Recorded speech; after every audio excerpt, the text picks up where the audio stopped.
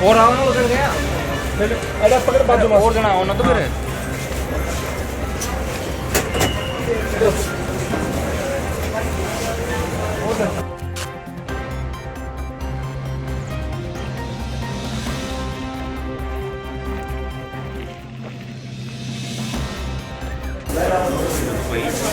उनतीस तारीख को हमारा धरना आला कमान अधिकारी सारे चले गए बिगर नोटिस बिगर कोई हमें सूचना कि हमारा धरना हटा दिया गया। हम बार बार गुहार करते रहे तहसीलदार महोदय हमें कोई ऐसा कागज दिखाए ताकि हमारा 300 दिन से चल रहा धरना अचानक अवैध कैसे हो गया। लेकिन उन्होंने कहा कि हमारे ऊपर राजनीतिक प्रेशर दबाव है, धरना उठाना पड़ेगा। तो मैंने कहा साहब हम धरना नहीं उठाएंगे, अगर आप राज हो मालिक हो आप धरना उठाना चाहो तो आपके हाथों से उठा दो। प्रशासन के सामने वही लड़के जो तरीके से माइंस चला रहे हैं उन्हीं के हाथों से टेंट उपड़ाते हैं, उनकी कैंपर वहां के खड़ी होती है। मैंने कहा कम से कम आप धरने को तो आपके साधन में ले जाओ, इन बदमाशों कैंपर में मत डालो, हमारा तो मान सम्मान रहेगा। इनका मनोबल बढ़ा रहे हो आप। हम बार बार पहले भी कहते साहब इनके पास पिस्टल है, हथियार है, पहले वीडियो हमने दिए, लाठी हमारे पास, पुलिस के सामने हमारे साथ लाठियों से मारपीट लोगों ने पहले भी की है, उसका भी मुकदमा हमारे ऊपर ही लगा दिया गया। आज जब हम सुबह कलेक्ट्रेट घेराव करने का पूरा था, अधिकारियों ने कहा कि कलेक्टर घेराव आप रोको, आपके जो धरना है से सामान आप ले जाए, धरना लगाए। कल हमारा धरना वापस दे दिया गया। टेंट का जो धरने का सामान था, हम सुबह पूरे गांव को सामुदायिक भवन में बिठाकर मैंने गांव से आग्रह किया कि भाई प्रशासन ने अपनी बात मान ली, अपना टेंट था वापस दे दिया, अब आप आराम से बैठे। हमने पत्रकार महोदय को भी मैसेज दिया कि साहब हमारा सामान वापस आ गया, हम हमारी कूच कैंसिल कर रहे हैं, हमारी जो बात थी वो मान ली प्रशासन ने। फिर मैंने एसडीएम साहब को कॉल किया, इन लोगों ने रात को 10 से 12 डंपर मिट्टी के डाल दिए, शमशान का रास्ता रोक दिया हमारा जहां बैठते थे। एसडीएम महोदय ने कहा कि आप तुरंत एक बार मेरे पास आ जाओ, एप्लीकेशन दे जाओ, मैं बात करता हूं।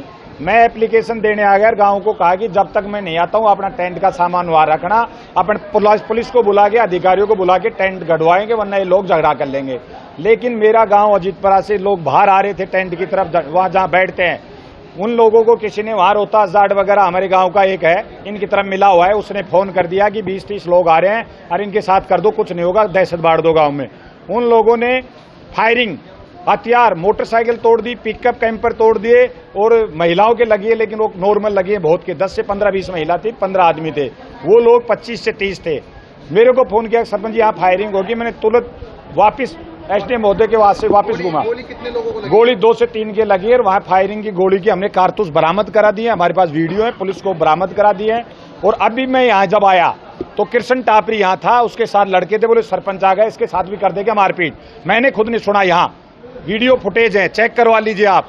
तो मतलब ये है कि ये हम लोगों को मारेंगे, ये इन लोगों की चाल थी। जबकि अधिकारियों ने हमें परमिशन दी, हमने लिखित में ले रखा है, एसडीएम को बाकायदा लिखित में दिया कि हम धरना उसी जगह देंगे और शांति पीरियड, एसडीएम के मारक है, साइन है हमारे पास कल के किए हुए, हमारा सामान लौटाया कि आप बैठ जाओ, बाकायदा लिखित में है।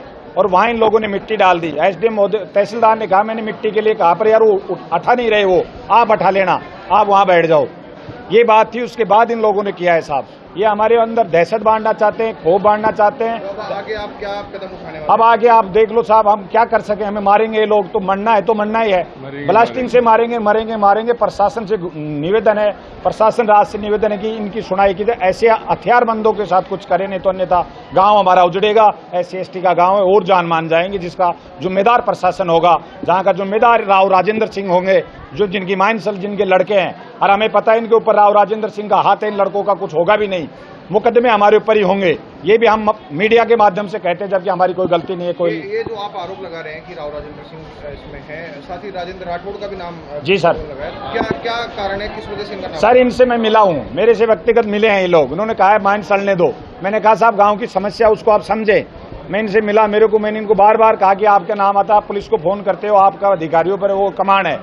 राव साहब से मैंने 3 बार कहा, लेकिन साहब उनका लड़का है राव साहब का, राव राजेंद्र सिंह का, वो इनकी टीम है, बलेश जो टोडा है, प्रेसिडेंट रहा हुआ है, उनके लड़के हैं, बाकायदा कृष्ण टापरी बलेश का बोर्ड है, गाड़ियों के मार्ग है, कैंपर लिए घूमते हैं, पूरी बदमाशी कर रखी है साहब गांव में।